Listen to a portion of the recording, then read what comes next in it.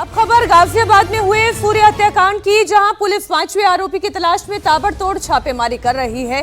वहीं आरोपी असद के एनकाउंटर के बाद अब उसके घर पर बुलडोजर एक्शन की तैयारी है। प्रशासन ने आरोपी असद के घर पर नोटिस चिपकाकर अवैध कब्जा हटाने का निर्देश दिया है। ढोल नगाड़े के साथ मुनादी कर प्रशासन ने इसके लिए 15 दिन का अल्टीमेटम दिया है। अगर 15 दिन में कब्जा नहीं हटाया गया तो प्रशासन इसे बुलडोजर से ध्वस्त कर देगा।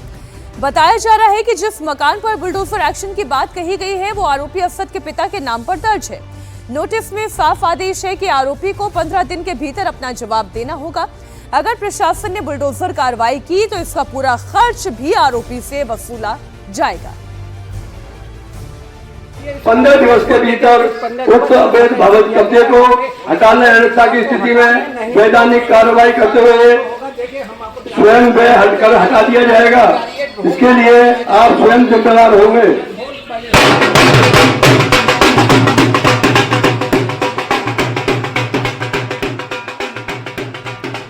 गाजियाबाद में बकरीद के दिन असद ने सूर्या चौहान पर चाकू से हमला किया। बाद में अस्पताल में इलाज के दौरान सूर्या की मौत हो गई थी। सूर्या की मौत के 48 घंटे के भीतर पुलिस ने असद का एनकाउंटर कर दिया था। हत्या में शामिल बाकी के 3 आरोपियों को भी पुलिस ने अरेस्ट कर लिया है। 5वां आरोपी शारिक अभी भी फरार है। पुलिस उसकी गिरफ्तारी के लिए कई टीमें बनाकर दिल्ली समेत दूसरे ठिकानों पर छापेमारी कर रही है। शारिक पर भी सूर्या को चाकू मारने का आरोप है।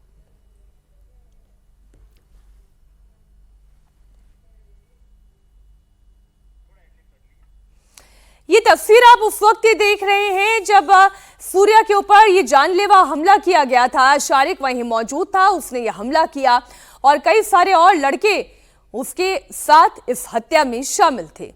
अभय पाराशर हमारे सहयोगी जुड़ गए हैं ज्यादा जानकारी के साथ। अभय बताइए क्या अपडेट है? जो 5वां आरोपी है शारिक, क्या पुलिस पहुंच पाई है उस तक? देखिए, लगातार आरोपियों की तलाश की जा रही है, खास तौर पर शारिक की। और हम आपको बता दें कि गाजियाबाद पुलिस ने एक पूरी लिस्ट तैयार की है जिसमें तकरीबन 8 से 9 ऐसे हिस्ट्री शीटर हैं जिन्होंने इलाके के अंदर अवैध कब्जा कर रखा था। इस पूरे हत्याकांड के बाद, सूर्या हत्याकांड के बाद, जिस तरीके से एक शख्स का एनकाउंटर हुआ जो कि दोस्त था असद, और इसके अलावा कुछ और उसके साथी जो कि पास में मौजूद थे, उनकी लोकेशन पता करने के लिए उनके घर वालों से पूछताछ की जा रही है। बाकायदा जो प्रशासन है उन्होंने अवैध कब्जों की लिस्ट तैयार की है।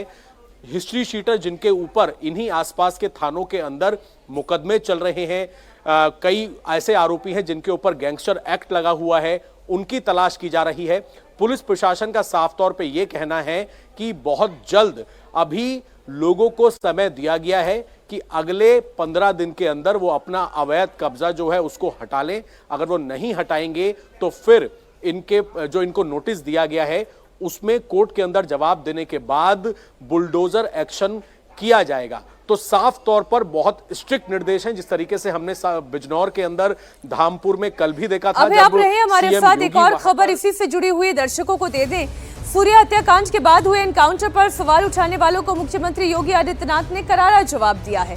सीएम योगी ने कहा है कि दोस्ती की आड़ में छुरेबाजी कतई बर्दाश्त नहीं है। अगर कोई अपनी नालायक औलाद को समझा नहीं पा रहा है तो समझ लो वो गलती कर रहा है।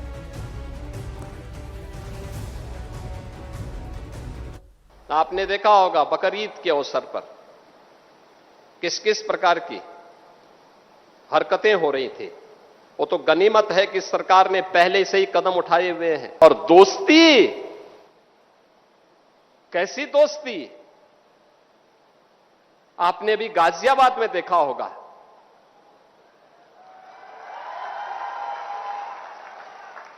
दोस्ती की आड़ में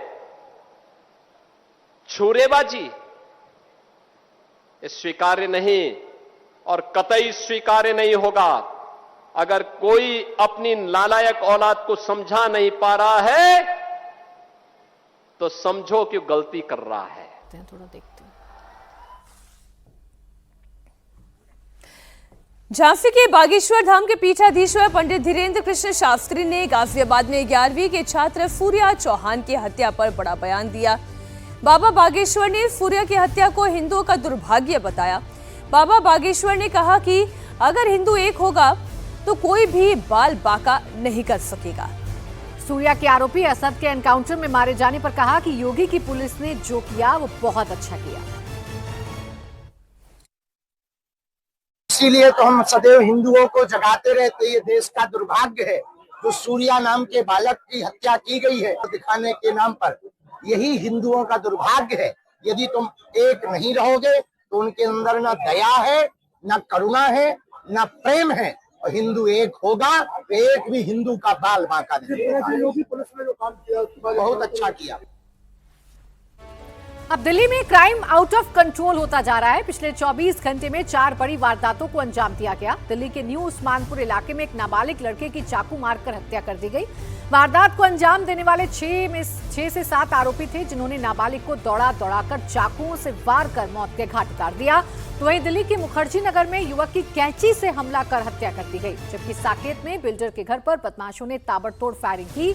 24 घंटे में इन 4 वारदातों से हड़कंप मच गया है। दिल्ली के उस्मानपुर इलाके में जिस नाबालिग की हत्या की गई उसका सीसीटीवी फुटेज भी सामने आया, जिसमें कई लोग मिलकर उसे चाकुओं से गोदते हुए नजर आ रहे हैं। सभी हमलावर नाबालिग बताए जा रहे हैं। इस वारदात को अंजाम देने वाले 6 से 7 आरोपी थे, जिन्होंने मृतक अभिषेक को दौड़ाकर चाकुओं से वार कर मौत के घाट उतारा। और बड़ी मामूली सी बात के बाद यह विवाद शुरू हुआ, हत्या तक पहुंच गया। न्यू उस्मानपुर में 5 घंटे में 2 वारदातें हुई। मुखर्जी नगर और साकेत में भी अपराधियों ने वारदात को अंजाम दिया। दिल्ली में नाबालिग गैंग लोगों पर कहर बनकर टूट रहा है। ये गैंग हर दिन वारदात को अंजाम देता है। नाबालिग की हत्या हुई, लेकिन अभी किसी की गिरफ्तारी नहीं हुई। अभय हमारे साथ जुड़े हुए हैं। अभय, कहीं चाकू चल रहा है, कहीं कैंची चल रही है, कहीं गोली चल रही है। लॉ एंड ऑर्डर कहां है, क्या कर रही है पुलिस? देखिए, बिल्कुल लॉ एंड ऑर्डर नहीं दिख रहा है मीनाक्षी, और खास तौर पर जो नॉर्थ ईस्ट दिल्ली के अंदर 2 वारदातें हुई हैं, जिसके अंदर जो उस्मानपुर इलाका है, यहां पर 17 साल का अभिषेक सोमवार देर रात अपने घर के बिल्कुल नजदीक चौराहे पर कुछ लड़कों के साथ खड़ा हुआ था।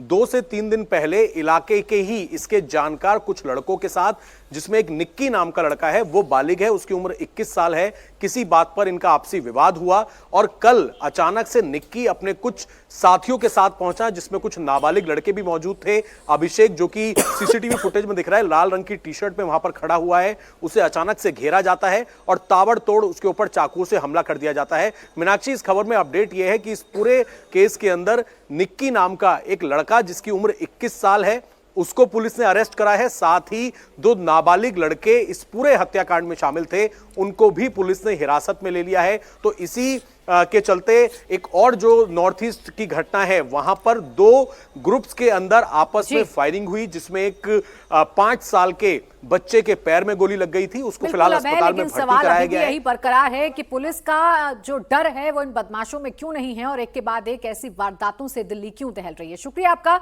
अभय तमाम जानकारी के लिए।